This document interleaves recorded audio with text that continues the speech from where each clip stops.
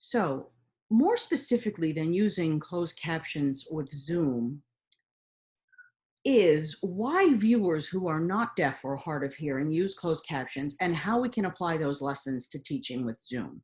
So, this started back in 2006 when the BBC funded a study that found that 7.5 million people in the UK were using closed captions, but only 1.5 million of them were deaf or hard of hearing, as you can see in this chart.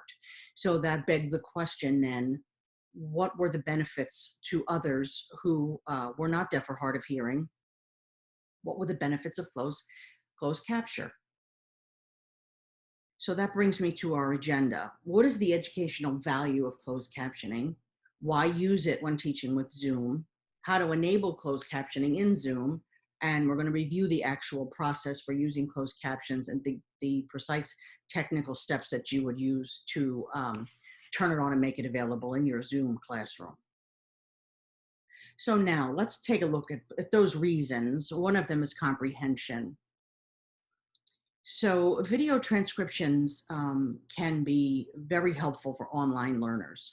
And in a study by Oregon State University, the study found that closed captioning helps students in three ways.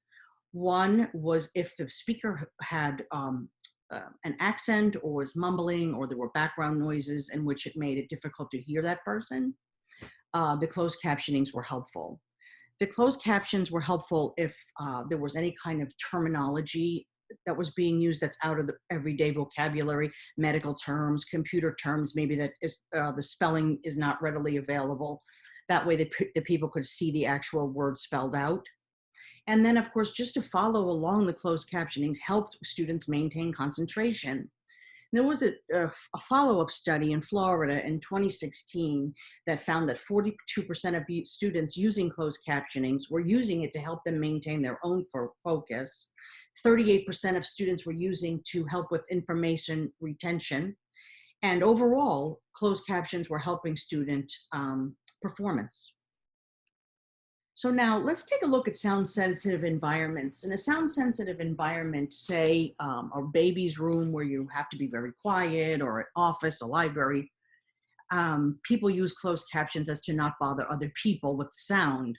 But it also works the other way. If you're at a game, say in the picture right here, the person is following the closed captioning of what the baseball announcer is saying because he can't necessarily hear it in the stadium because it's noisy.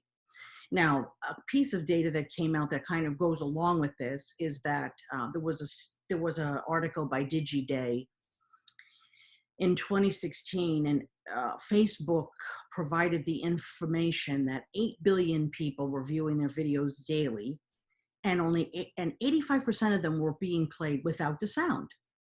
So people were relying on closed captioning and turning the sound on their phones or computers off.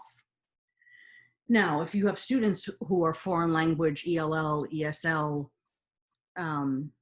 you know that the first step on getting a translation is to have the actual text, the translation, for translation, a transcript, or the closed captioning transcript.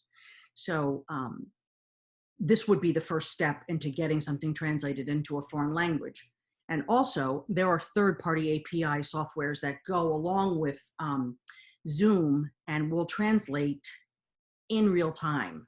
And I'll show you that when we get further along in the presentation.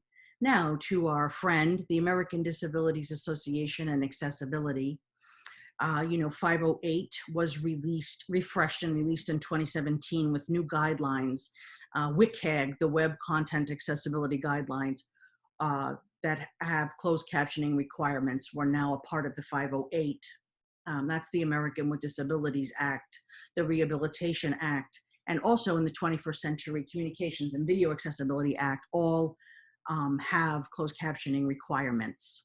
So it's important that we follow those to make everything accessible for our students. Now, let's zoom on to Zoom. Here is, from starting your Zoom software that your account settings are not in there. They're actually out on the web. So you need to go to zoom.us.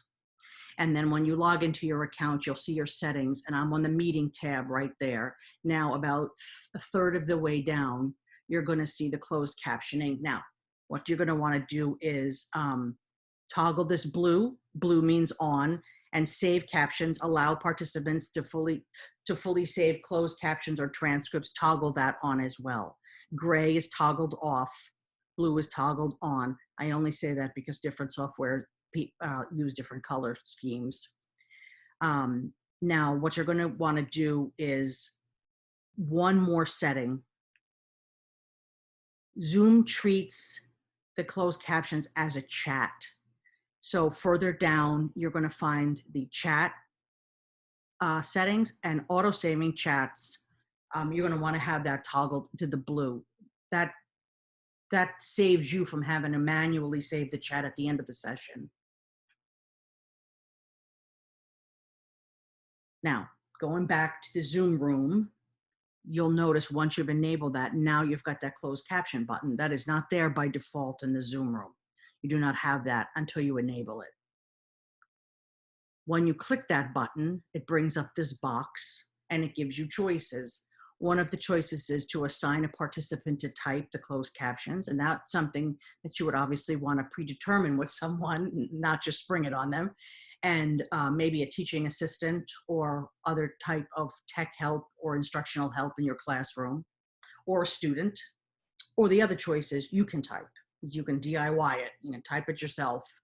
Now, this is where the token goes in for the third-party CC service, and that's where you would put in the API token if you had the translation ability, and that as the person typed, it would be translating into another language. So here's what that box looks like. You can see here, thank you for joining us today, save closed caption history.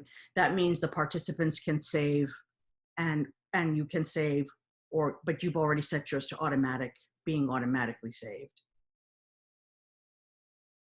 Now, let's just recap those little tech steps. So the first thing is you want to enable the closed captioning settings in the zoom.us. Remember, you have to go out to the internet to do that.